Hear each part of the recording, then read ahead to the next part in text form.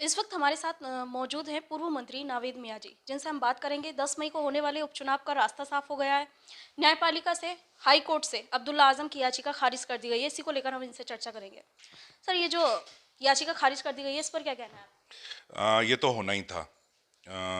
उन्होंने हर प्रयास किया कि वो अपने झूठ को छुपा सकें, अपने झूठ को जिता सकें, लेकिन ऐसा होना नहीं था। और मेरे ख्याल से दोनों बाप बेटे हर अदालत के दरवाजे उन्होंने खटखटाए, वहाँ बहस हुई, और जो भी जज थे उन्होंने पूरी बहस सुनी, सब दोनों पक्षों की सुनी, और उन्होंने हर हर पहलू को बारीकी से देखकर उस पर अपना फैसला सुनाया।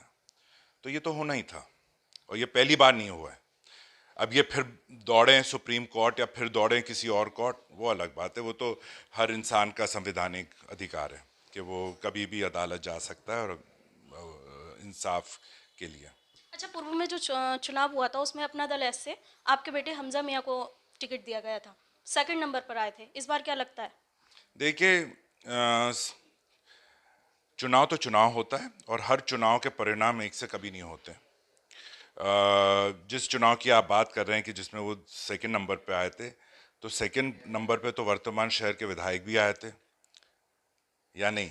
सेकंड नंबर पे भाजपा के प्रत्याशी भी आए थे। आज वो सांसद हैं और वो विधायक हैं, तो इसमें भी यही होना है। उस वक्त इन्होंने बड़ी कोशिश की, अलग अलग हथकंडे अपना के वोट लेने की, लेकिन मैं समझता हूं कि अब वो उनकी जो भी उन्होंने प्रयास किए हैं कि दोबारा वो जीतें, वो जीत नहीं पाएंगे। क्या अगर पार्टी इस बार टिकट नहीं करती है, तो क्या आप पार्टी को चुनाव नहीं लड़ाएंगे? मैंने आपसे शुरू में भी कहा था, और पिछले साल जो जितने इलेक्शंस हुए थे, दोनों चुनाव में मैंने आपसे कहा था कि मैं वर्तमान में हमारे जो मुख्यमंत्री हैं योगी आदित्यनाथ जी, मैं उनका सपोर्ट करता हूं, उनके साथ हूं। उनकी पार्टी में नहीं हूं, लेकिन मैं उनका सपोर्ट करता हूं, क्योंकि और पूरी कोशिश करूंगा, प्रयास करूंगा कि ये स्वार की सीट भी पिछली दोनों सीटों की तरह उन्हीं के खाते में जाए। देखिए, पिछली 2 बार भी अब्दुल्ला आजम ही सीट पर चुने गए थे, तो वहाँ भारी दबदबा एक समाजवादी का है। क्या नहीं, लगता है ऐसे में? दबदबा का कोई नहीं होता। 4 बार मैं चुना गया हूँ। उससे पहले शिव बहादुर जी 4 बार चुने गए थे। दबदबा किसी का परमानेंट नहीं होता है। वो तो उस चुनाव तो चुनाव होता है, उस टाइम क्या इश्यूज होते हैं, किन परिस्थितियों में होता है, क्या क्या गठबंधन होते हैं, कौन कौन प्रत्याशी होते हैं, ये एक कलेक्टिव चीज होती है जिसके बीच में ये चुनाव होता है। अच्छा, तो सपा इस के टाइम इस वक्त की परिस्थितियां अलग हैं, पिछले साल की परिस्थितियां अलग थी।